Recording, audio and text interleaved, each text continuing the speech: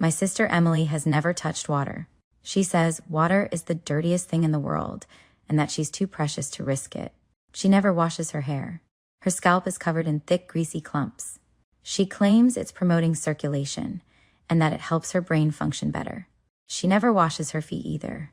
One time, a stray dog bit her foot. The dog died, but she was perfectly fine.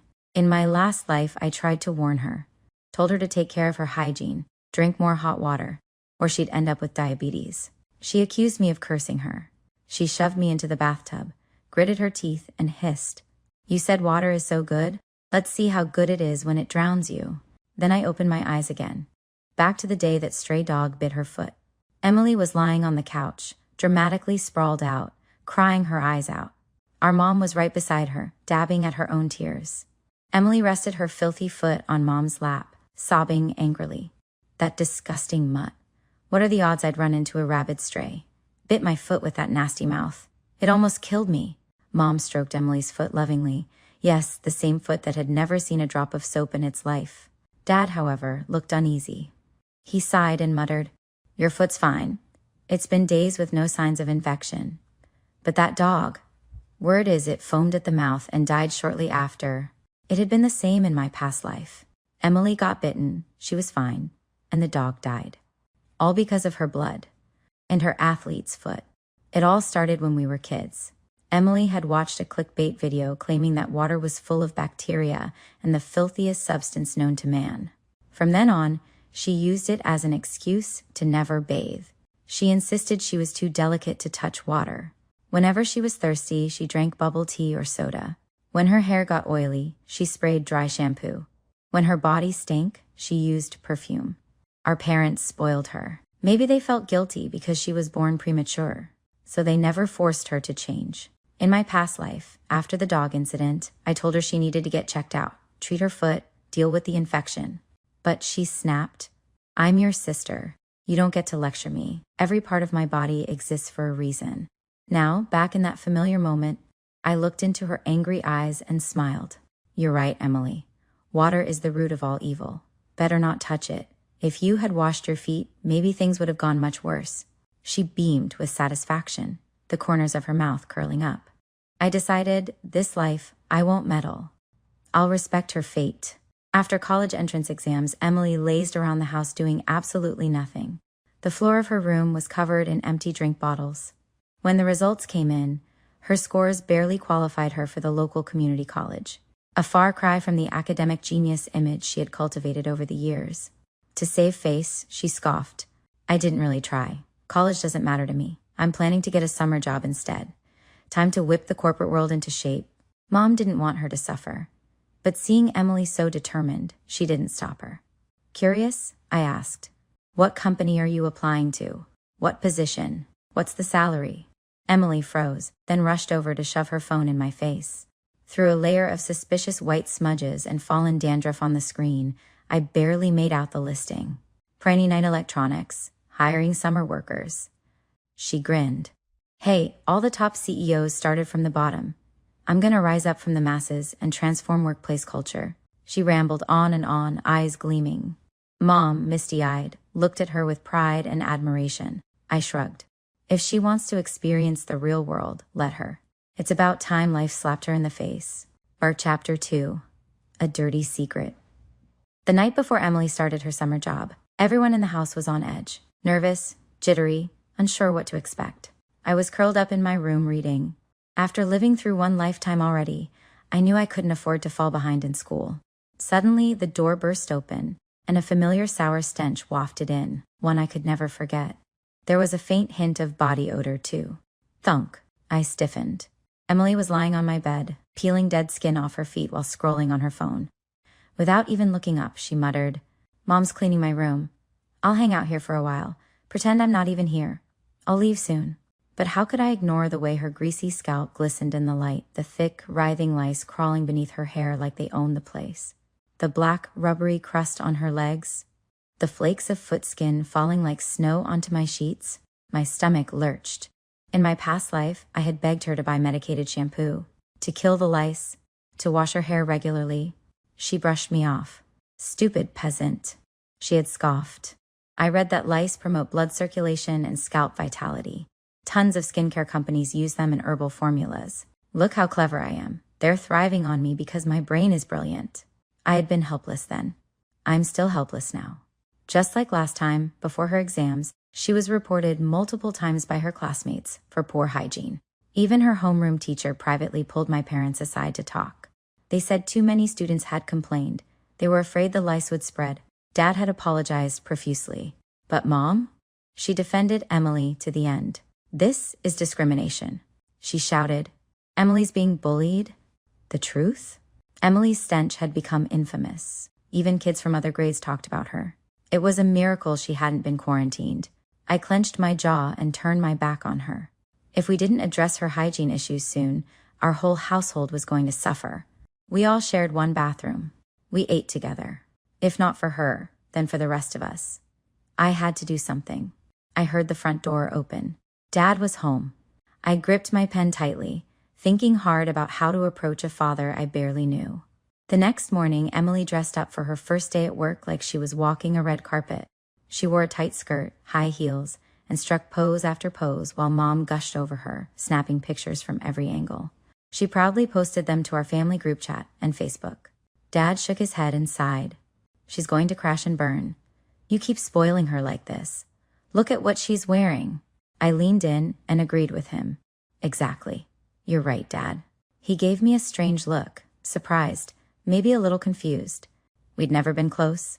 He was stern, traditional. Only Emily ever dared run into his arms and act cute.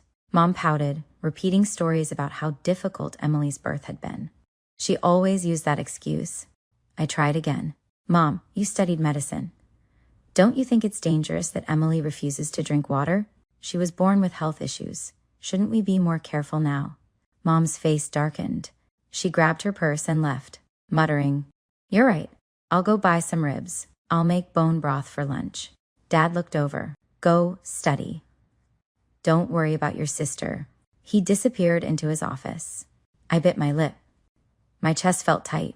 Can I really just sit back and let her self-destruct again? Can I really watch my entire family suffer for her bad habits? That question tormented me for hours. When Emily returned home that evening, she was a wreck. Gone was the bright, confident girl from that morning. Her face was blotchy, her eyes swollen. She yanked off her heels, tossed them across the living room, and wailed. They're bullying me just because I'm a college student. I'm never going back. Turns out she had been assigned to a clean room in the electronics factory. She needed to be fully sanitized, wear protective gear, and, God forbid, wash her hands. Emily flat out refused. The supervisor took one look at her greasy, foul-smelling appearance and sent her packing. She had followed me around like a shadow her whole life, dragging me down. Now, life had finally dragged her down instead. Mom was beside herself. She stroked Emily's head, cooing and comforting her, her face scrunched with worry. But something about what Emily said struck me. They targeted me. Again? Again? Could there be another reason she feared water? From childhood, she would scream and flail at even the sight of it. Was it really about germs? No. There had to be something deeper. Right then, I made a decision. This time, I would help her, no matter what it took, even if I had to use force. For Chapter 3, Secrets in the Bathroom. Ever since Emily's first day on the job turned into a disaster, she'd been moping around the house, humiliated and defeated. I started reading psychology books in secret, pulling all-nighters to finish them. If I was going to help her, I needed to understand her mind. Surprisingly, Dad began laying down household rules. No loud noises after 10 p.m. Everyone must eat breakfast. Clean up after yourself. Wash your hands, change your clothes, and maintain basic hygiene. I almost laughed at the irony, but I was moved. In my last life, I had been withdrawn, always assuming our parents only loved Emily. Now, for the first time, I saw real concern. But still, neither of them mentioned drinking water. Not once. Why were they so careful to avoid that topic? My thoughts were interrupted by Emily's scream. By the time I ran out, Mom and Dad were already in her room. She was holding her phone and shrieking, but this time, with joy. My idol is having a solo concert. I have to get tickets. Dad and Mom visibly relaxed. Mom laughed. patting Emily on the shoulder. "Don't scare us like that, honey. Of course we'll buy you a ticket." Emily beamed. "I want a VIP pass. I want a selfie with him." "Done," Mom said. "We'll get it for you." It was a wholesome moment, except it was taking place in her filthy, garbage-strewn room. Dad went to shower and before stepping into the bathroom called out, "Honorable, I'm taking a bath." "Okay," Mom shouted back, and quickly ran to Emily's room to shut the door tight. My stomach dropped. That wasn't normal. Suddenly, 1,000 tiny details I'd ignored over the years came flooding back. Our parents never drank water in front of Emily, never bathed at home unless her door was closed. Even as kids, we went to salons or public bathhouses to wash up. They always avoided doing anything water-related in front of her. Why? Psychology says our deepest fears come from past trauma. Emily's obsession with avoiding water wasn't just laziness or paranoia. It was rooted in something buried deep inside. I had to help her face it.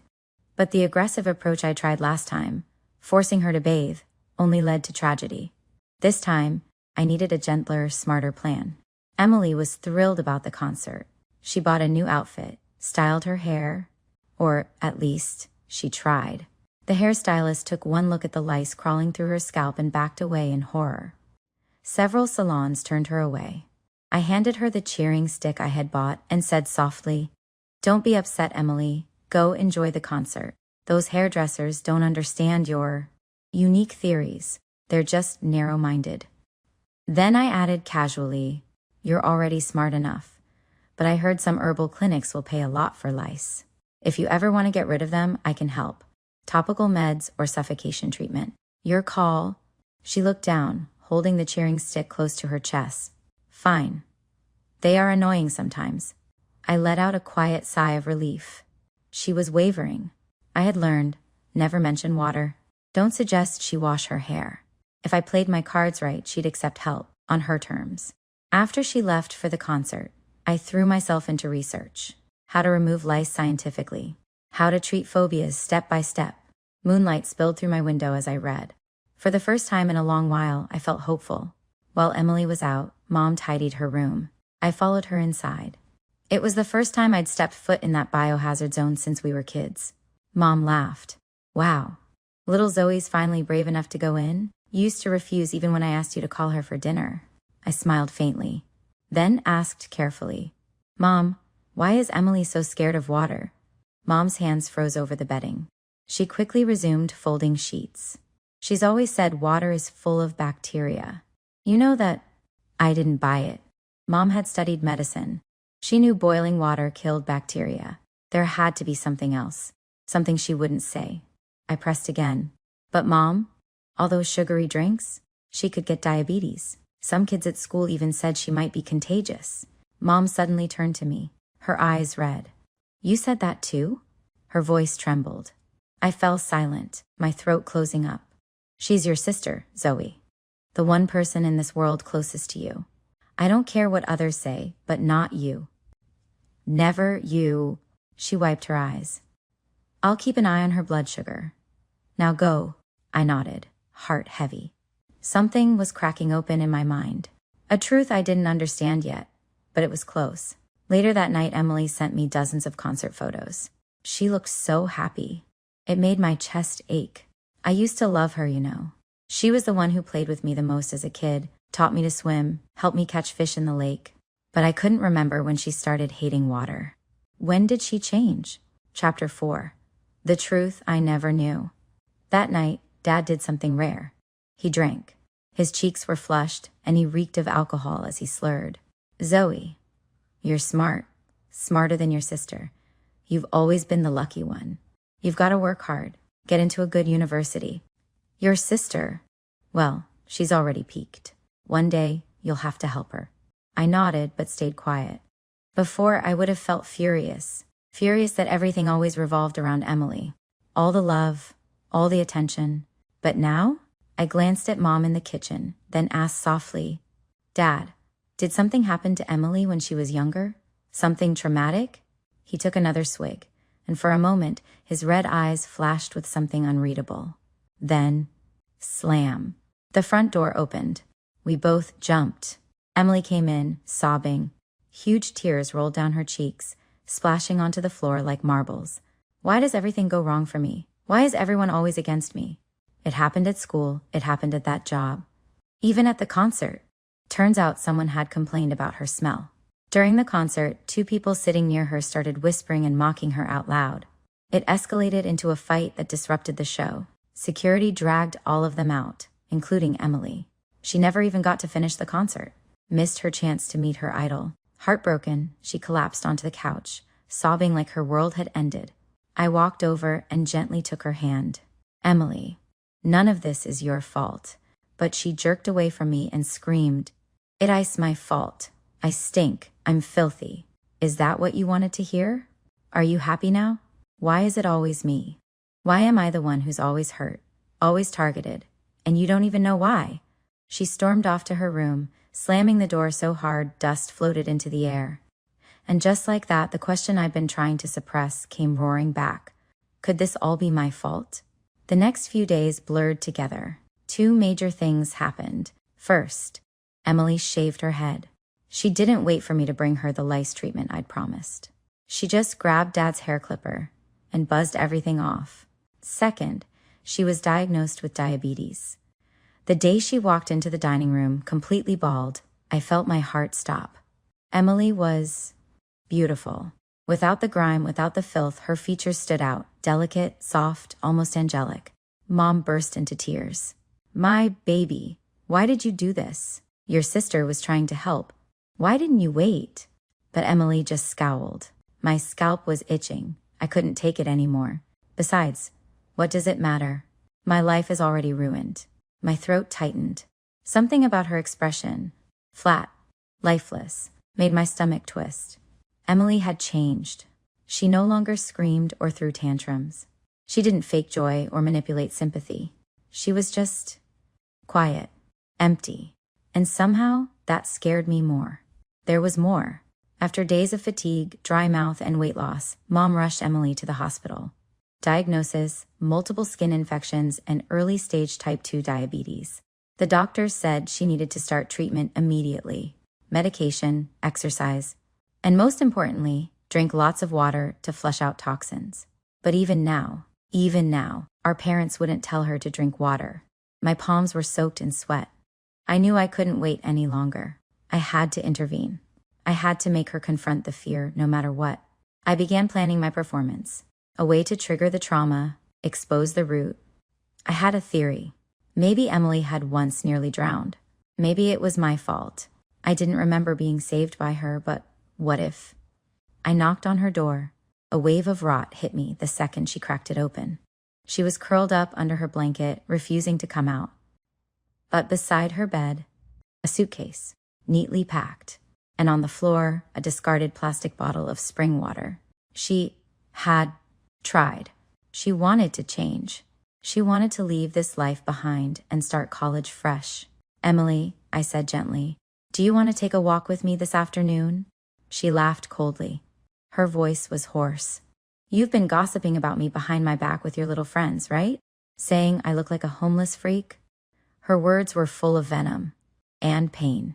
"I'm diabetic now, Zoe. Dirty and diseased. Disgusting. But guess what? I'm going to college soon. I'll live in the dorms, just like everyone else. So, what if I don't do laundry? The floor leader can do it. That's her job." Her voice rose higher, more frantic, more manic. I quietly stepped out, that look in her eyes. It was the same look she had before she shoved me into that bathtub. I was shaking. How could I get her to come with me? When I returned to my room, Mom and Dad were sitting on my bed. Both of their eyes were red. "Zoe," Dad said, "close the door. There's something you need to know." I obeyed, heart pounding. Dad looked at me, somber and slow. "Emily doesn't avoid water because she's lazy. She avoids it because she's terrified of it." And then he told me, "When you were 7 and she was 8, your mom and I were always working. You two were home alone a lot. That day, you two were playing hide and seek. You hid in the closet and fell asleep. Emily couldn't find you. She searched the whole apartment complex, thinking you'd run away or gotten lost." His voice grew strained. She was crying, panicked. Then a man approached her, said he'd help her find you, gave her a bottle of water. She was thirsty. She drank it. It was drugged. That bastard tried to sell her. They locked her in a washing machine, half filled with water. Said if she didn't stop fighting, they'd drown her. We found her just in time. If we'd been a minute later. By then, I couldn't breathe. My vision blurred. My whole chest felt hollow, like something had been torn from it. So that was it. Emily's trauma. Her terror. Her paranoia. It wasn't just about germs. It was about me. She went through hell because she was trying to protect me. And I had hated her for it. Mocked her. Judged her. Tried to fix her with harsh words. My head spun. I remembered how I'd plotted with friends to scare her into showering. How I'd screamed at her for being gross. How I'd wished she didn't exist. But she knew. She knew her lice were a hygiene issue. She knew her feet were infected. She just couldn't. Couldn't go near water. Couldn't even drink anything clear. She never told me. She didn't want me to feel guilty. I collapsed, unconscious. When I woke up, the house was silent. My parents had taken Emily to the hospital. She still refused to drink water, but she was finally beginning treatment. They were determined to find a cure.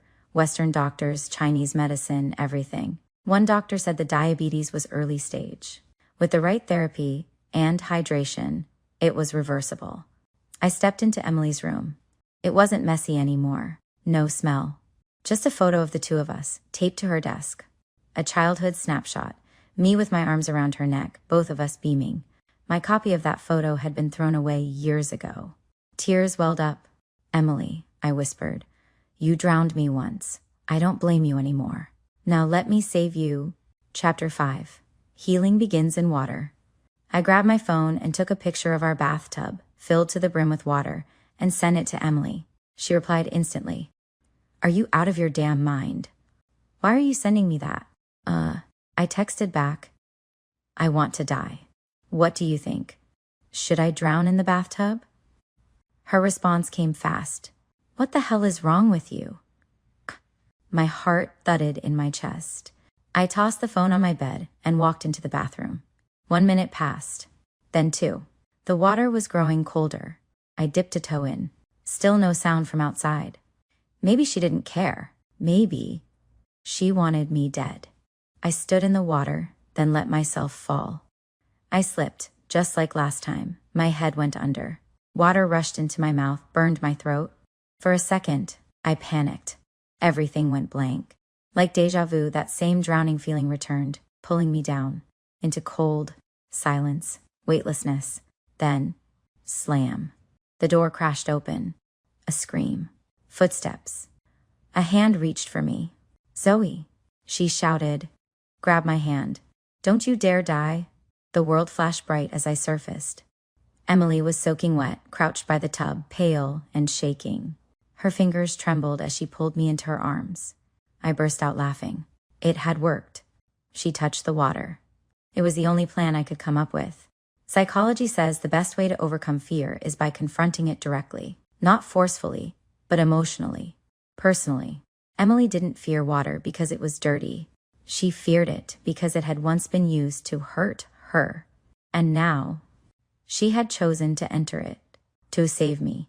I collapsed onto the cold tile floor, dripping wet, but glowing inside. Emily, I whispered, are you still scared? She was panting against the wall, but her eyes sparkled. Looking at her water-soaked hands, then at me sitting beside the tub, she suddenly grinned. Holy shit, she said. I'm not scared of water anymore. I did it. I actually did it. Then, completely unhinged and euphoric, she stripped off her clothes and jumped into the tub. She laughed wildly, splashing everywhere. I sat frozen. Tears blurred my vision as I smiled. This was the same bathtub where I had died in my last life, where she had drowned me. And now, just a few months later, in the same place, she was reborn. She cried in the water and laughed. And I laughed beside her and cried. Emily, I whispered, we're sisters. The closest 2 people in the world. Emily ended up taking a year off from school to focus on recovery. She followed her treatments and slowly started rejoining the world. One night, long after midnight, she knocked on my door. I was doing math problems when she walked in, holding something behind her back with a shy smile. Her face was soft. her short hair growing in. Gone was the girl who used to hide under a mountain of dirt and denial. Now she looked radiant, like sunlight in human form. "Zoe," she said, "I've decided to retake the college entrance exam this year. Do you have any study guides you'd recommend?" I nearly fell out of my chair. "Wait, seriously? Of course I do. I'll find them right now." But before I could turn, she gently grabbed my hand and slipped something into it. "Wait," she said, grinning. "Do me a favor first." I looked down. A black plastic bag. Inside, a brand new black exfoliating scrub towel. "I bought a dark one," she whispered, embarrassed. "In case there's too much grime, it won't look so gross." We both laughed. The air smelled sweet that night. The breeze was soft. The moonlight bathed the house in a gentle glow. From the bathroom came the sound of two girls, splashing, chatting, teasing. In the living room, our parents sat on the couch, holding hands, smiling quietly. And for the first time in what felt like forever, our house felt whole.